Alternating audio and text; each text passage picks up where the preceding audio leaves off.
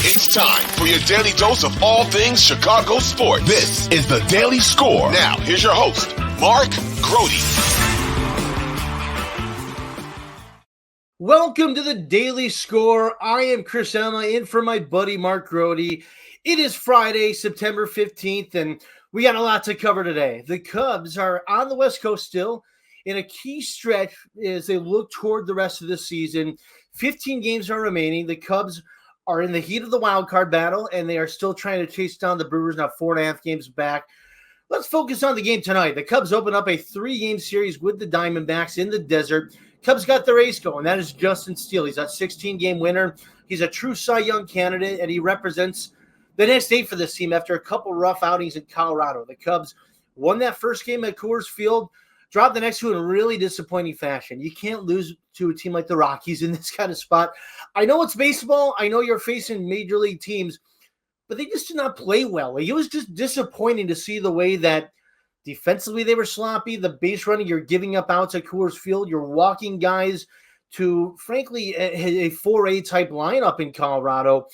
It was a disappointing ending for that series. And it leaves a different note on this road trip now as you go to the Diamondbacks, a team against whom you're really competing. Diamondbacks are hot on the Cubs' heels, although they've lost 3 in a row at this point. They're heading to a key matchup now in the desert, and the Cubs got an opportunity to get back on track. Let's look ahead to these final 15 games as a whole, more than these 3 games in Arizona. The Cubs, after that series, head back home to Wrigley Field. They take on the Pirates for a 3-game series. Then the Rockies come to Wrigley Field for a 3-game series. You close out after that with 3 games in Atlanta against the best team in baseball right now, the Braves. And then you finish out with 3 games in Milwaukee against the Brewers. We'll see what the NL Central implications are. As for that series against the Braves, they may well be at a point where they've clinched the number 1 seed in the National League and they got everything locked up that they want. You might get some D-list lineups from the Braves, and you might get some of their top pitchers resting up. That'd be a big break for the Cubs. The Brewers, who knows if you're still fighting for the Central, what's at stake at that point. That's for the last week. As for now, this team's got to get back on track. And it starts, in my mind, with the lineup. I want to see this lineup constructed in a different way. David Ross, I think, has done an excellent job with his team in terms of maximizing what they have with this roster, understanding what clicks with different players and how to get the best of everybody. But I want to see some different lineups here. I want to see it constructed a different way. Cody Bellinger, I feel like I've been harping on this for really the entire season. I want this guy hitting in a prime spot, in the 2nd spot of the order, the 3rd spot in the order. Saw David Ross finally move Ian Happ from the number 3 spot down the order to 6. He's been struggling as of late. I give Ross a lot of credit at the end of July when he sat Seiya Suzuki, let him regroup. This guy's been one of the hottest hitters in all of baseball since that point. Moved him up in the order. I like that. Ross, you've seen him slightly adjust his lineup to who deserves that key spot, who's been the hot guy and who needs to be dropped down the order. I want to see more of that. I want to see continuing to play to the strengths of your team and managing this like this is the playoffs. Because it is the playoffs at this point. You're still working on that wild card spot. You got a chance to take down the Phillies for that number 1 wild card spot, and you still have a chance to take down the Brewers for the NL Central crown. That's the goal right now. So that's what this team is fighting for. So there's that aspect of it. In terms of managing the bullpen, I give Ross a lot of credit for the way that he's been able to evolve some of these roles with different guys. You know, a player like a Michael Fulmer who struggled out of the gates, or Julian Merriweather. I thought he'd be DFA'd in April, and here we are in September. He's been one of their best bullpen arms. Albert Alzolay was not a closer to start the season. He became an indispensable piece as this team got hot through the month of August into September. I give Ross a lot of credit for working with the pitching infrastructure to find different roles for these guys. But we saw in that Daniel Palencia moment on Tuesday night in Coors Field where he was sloppy. This is a guy who's walking players way too often. You can't be walking guys at Coors Field. Then he ran it back out there for the 2nd inning, gave up another run. The game's suddenly getting out of reach for the Cubs. It's time to manage this team and this bullpen in particular like it's Game 7 every time. You can't be worried about, as much as he is about the next day, about keeping guys fresh in certain spots. Like, you got to be as aggressive as can be because this team needs it right now. 78-69 to this point. They are 2.5 games back of the Phillies for that top wild card spot. As we mentioned, they are 4.5 back of the Brewers for the NL Central crown at this point. It's going to be a tough battle to take down Milwaukee, but you keep fighting. You never know what the next couple weeks will hold for the Cubs, and you got to put your best foot forward in these 15 games. This week we got the exciting debut of Pete Crow-Armstrong, the Cubs' #1 overall prospect, the guy, really the blue chip prospect they acquired for the Mets in that trade for Javi Baez 2 years ago. You saw him get his opportunities in the outfield, make some spectacular plays in those power alleys of Coors Field. But then there he is in his first major league at bat, and he's laying down in a bum in a key spot that did not help the Cubs come through in that game. I want to see you unleash this guy a little bit. He's a weapon for you. He's somebody I think that could give this team a boost, just as Jordan Wicks has given this squad a boost in the starting rotation. On Bernstein and Holmes on Thursday, we had Carter Hawkins joining, the general manager of the Cubs, talking about the mix of what we've seen with this team now, a veteran group of some young players trying to bolster what they have. I thought it was really interesting what Carter Hawkins had to say in terms of getting guys like Pete Crow-Armstrong and Alexander Canario kind of integrated with roles in this team. Here's what Carter Hawkins had to say to the guys. Yeah, I mean, I think you talk to any player when they come up about what their role is going to be, whether that's Miles Mastrobuoni, whether that's Pete, whether that's Canario. Those things change, on a dime with injuries or other moves that happen, but we certainly have those conversations constantly so guys have an understanding of what they're going to be doing. So, for Canario, for instance, it's, hey, you're going to be a bat off the bench, but, we have a lot of guys in a pretty set order at this point. And so, hey, look, there might be some pinch hit opportunities for you, potentially a start, but you also might be sitting for a long time. And you might need to make sure you're getting your timing off of, our machines and in other ways and just try to soak in as much as you can. With Pete, it was, hey, like you're going to come in late for defense. You might get some start against some right-handers, maybe a start against some lefties. The fact that, Candy ended up going down made it a little bit easier for him to play this weekend. And, but hey, like your focus here is to make sure you're locked in with Willie Harris and Manny Green and help us win any baseball game we can. That's our focus here for the next 2.5 weeks. So I guess the short story is we talk about that well before we bring the players up, and then we connect with the player when he comes up, and Rossi and the staff talk to the player about that role, and we go out and try to accomplish what we're trying to accomplish. And it's been fun with these young guys, but certainly the focus right now is just winning every day. There you go. Yeah, this is where this Cubs team stands right now. I like that they're calling upon some of their top prospects, that they're prioritizing win now more than anything else. I wasn't sure if Jordan Wicks was going to be on this team for the stretch run. He's been a major asset. He's been one of their best starters since he's come up at this point. Everything looks locked in from this guy. He looks so comfortable out there against major league hitting. I mean, that first outing that he had in Pittsburgh where he gives up the home run right out of the gates, and he just settles in and strikes out everybody. His changeup is really something else. You get Pete Crow-Armstrong's exciting debut. I love what he brought to the outfield.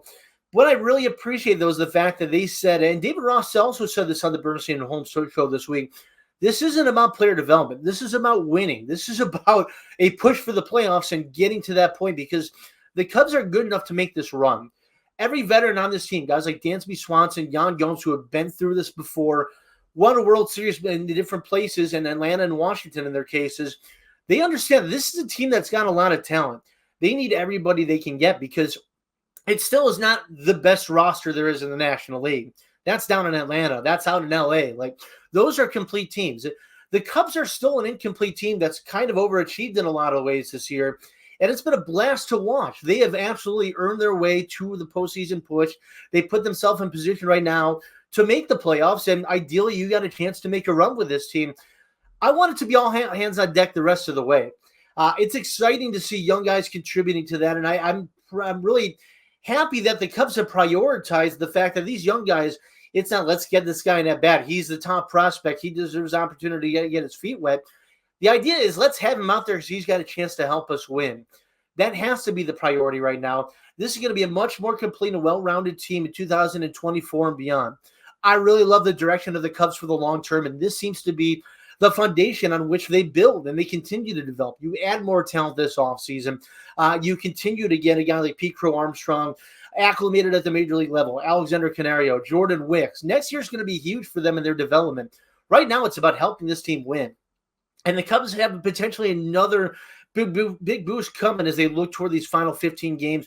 That would be Marcus Stroman, the guy who's been the heart and soul of this team for so many starts. Every fifth time he gets out there, he's been dealing with an injury, that kind of fluke ribs issue that he's had that popped up. And he's frustrated by it because he wanted to be a part of this stretch run going forward.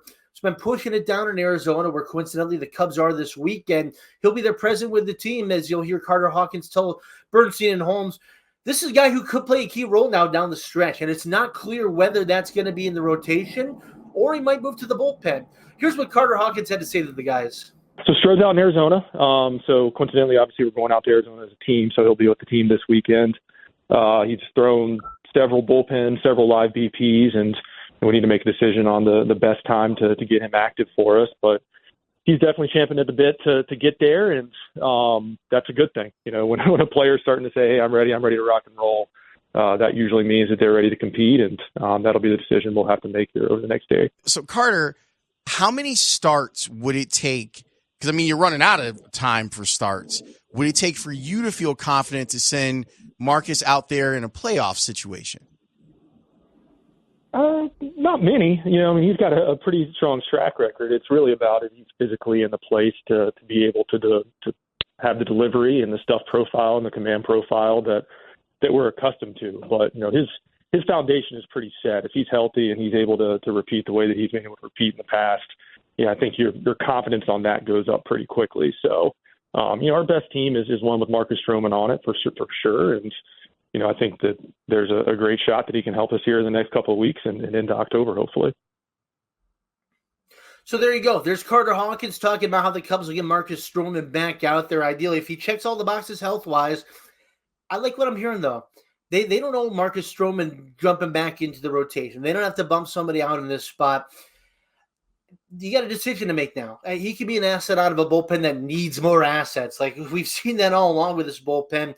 David Ross has been kind of working with these guys, trying to see what he has in this group. Marcus Stroman can be a key contributor out of that bullpen. He can get back to that rotation if he's part of this team next year. But right now the focus is on winning. It's about getting the most out of what they have with this team. Whatever it takes. If Marcus Stroman's pitching onto the bullpen, that's great for this team. When you look toward the playoffs, though, and you start to project out what that rotation can be, you kind of look at it as 3 to 4 guys. And Justin Steele's your ace right now. He's earned that. He's been fantastic all season. Kyle Hendricks has pitched very well as of late. Coming off that injury, returning to this team in May, he's been excellent in many of these starts. He's had a couple little blips on the radar, but he's somebody you want to turn to in these final 15 games. And certainly, if you're fortunate enough to be there in the playoff picture, he's going to be starting for you. And I think Jordan Wicks is somebody who's absolutely like that game 3 type starter for the Cubs in a series. He's really looked strong. He showcased what the Cubs saw in making him a first-round pick a couple years ago. This is a guy who's become a really important piece for this rotation. As the Cubs start projecting out where they stand here in the end of September and October, you look at Jordan Wicks quite a bit. And then Jameson Taillon, he's had some good moments, but he's also had so many where you just can't rely on him. I don't know if he's part of my playoff rotation or even on this playoff roster as you start looking ahead, but you got to get there first. He's part of this rotation right now. He's got a few more starts left to try to get this season righted. It's been really tough for Jameson Taillon. I think he needs that one of those off seasons where you kind of hit the reset button, you work on your mechanics, you kind of get things completely overhauled, and you try to come back and bounce back in 2024. But as for Stroman, if he can't get himself to the point where they get that arm built up to be a key asset out of the rotation, I love the idea of him in the bullpen. You got to make key decisions here as you look forward to these final couple weeks and in towards October with everything in mind of what you can do to win. The Cubs have a chance to have a really special October. If everything goes right, you start forming those decisions now. And, of course, you got to get there. You got to play some really good ball down the stretch. The kind of stuff we saw in Coors Field can't be happening. You can't be dropping balls in the outfield. You can't be giving up base runners to a team like the Rockies. You can't be making those kind of mistakes. You can't be walking Rockies. You can't be putting yourself behind the 8 ball. This is a team that's had a lot of success and been a lot of fun to watch, especially from the end of July to now. You got to play cleaning up a little bit for these final couple weeks. The Cubs have a chance to do something really exciting here as we look ahead to the final couple weeks and into October. Let's see where it goes. I'm thrilled to watch. It's going to be a lot of fun. Shifting gears as we close out here, the Bears with their second game of the season on Sunday in Tampa, taking on the Buccaneers at Raymond James Stadium, trying to put behind them that ugly 38-20 loss of the opener to the Packers. There's a lot to clean up. There's a lot to dive into. 3 phases that need to really be improved. As I look to the offense in particular, I like what Luke Getsy said, kind of taking accountability for a lot of parts of it. Also kind of pointing to the players in a lot of ways too and saying, got to block better. We got to get the ball out quicker. We got to make different decisions on offense. Like, he knows that they have a game plan in place that they've put in a lot of work for, and the guys let him down in a lot of ways, just as I felt like he kind of let down the offense as a whole. Luke Getsy has a belief that it's going to be better. I appreciated Justin Fields saying straight up he was too conservative. He's going to improve his aspect of the passing game, get guys like DJ Moore and Chase Claypool more involved. Let's see if it pans out. Let's see if Justin Fields can have that kind of bounce-back game and showcase the talent that we all know he has.